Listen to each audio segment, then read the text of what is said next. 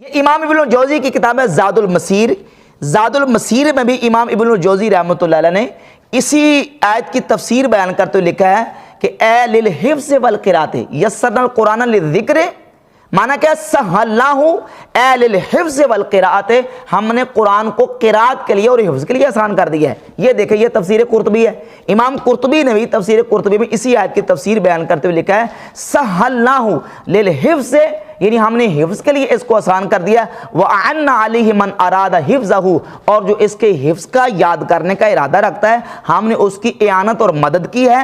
فَهَلْ مِن طَالِبٍ لِحِفْظِهِ فَيُعَانُ عَلَيْهِ، ہے کو قرآن کو حفظ کرنے والا، حفظ کرنے کا ارادہ رکھتا ہو تو اللہ تعالیٰ فرماتا ہے ہم اس کے لیے آسان کر دیں اور اس کی مدد فرمائیں۔ تو تمام مفسرین بھی یہ لکھ دیں، صحیح بخاری میں امام بخاری رحمۃ اللہ علیہ لکھ رہے ہیں کہ یسرنا القرآن للذکر، اس کا معنی یہ ہے کہ ہم نے قرآن کو یاد کرنے کے لیے اور قرآن کو پڑھنے کے لیے آسان کر دیا۔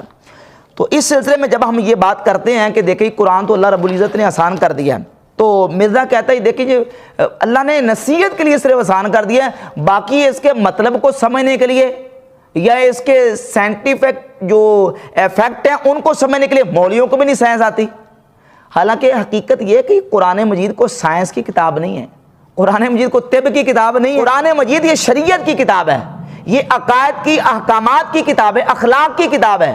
اس میں عقائد بیان کیا گیا ہے، احکامات بیان کیا گیا، اخلاقیات بیان کیا گیا ہے،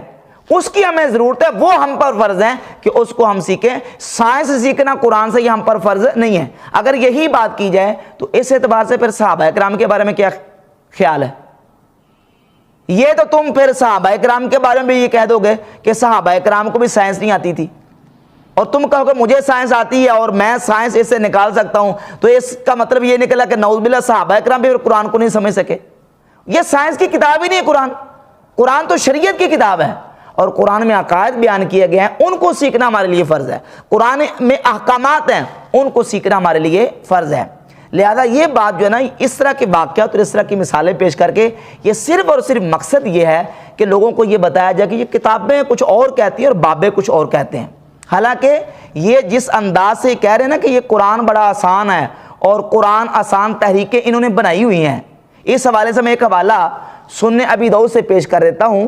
سنن ابی داؤد میں 4611 نمبر حدیث ہے، سیدنا معاذ ابن جبل رضی اللہ تعالی عنہ نے ان لوگوں کی پہلے سے 1400 سال پہلے خبر دے دی ہے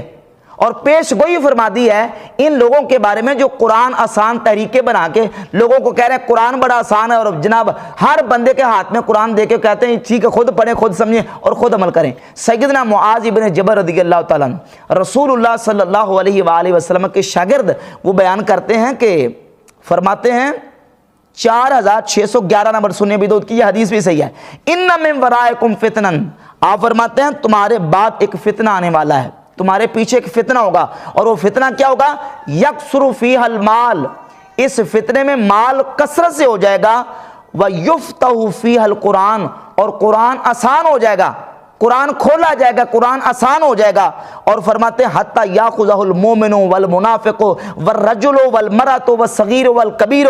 والعبد والحر، حتیٰ کہ جب یہ تحریکیں پیدا ہوں گی نا، قرآن آسان تحریکیں، فرماتے ہیں اس وقت مومن بھی قرآن پڑھے گا، مومن بھی قرآن حاصل کر لے گا، منافق بھی حاصل کر لے گا، مرد بھی، عورت بھی، چھوٹا بھی، بڑا بھی، غلام بھی، آزاد بھی۔ یہ حضرت معاذ بن جبل فرماتے ہیں تمہارے بعد فتنہ واقع ہونے والا ہے، اور یہ لوگوں نے فتنے واقع کیے ہوئے ہیں کہ ہر ساجے ماجے کو بھی یہ ترغیب یہ دلاتے ہیں کہ بڑا آسان ہے، ٹھیک ہے خود پڑھو، خود سمجھو، خود عمل کرو، کسی عالم کے پاس جانے کی ضرورت نہیں ہے۔ اب یہ جتنے فتنے اور جتنے گمراہ ٹولے اور گمراہ فرقے پیدا ہو رہے ہیں، یہ انہی لوگوں کے پیدا کردہ ہیں جو لوگوں کو ہر جناب وہ لوگوں کو اتنی رعایت اور چھوٹ اور رخصتیں دے کے جناب وہ علماء سے بدظن کر کے، اکابرین سے اور امت کے صلحاء سے بدظن کر کے لوگوں کو گمراہ کرنے کی کوشش کر رہے ہیں۔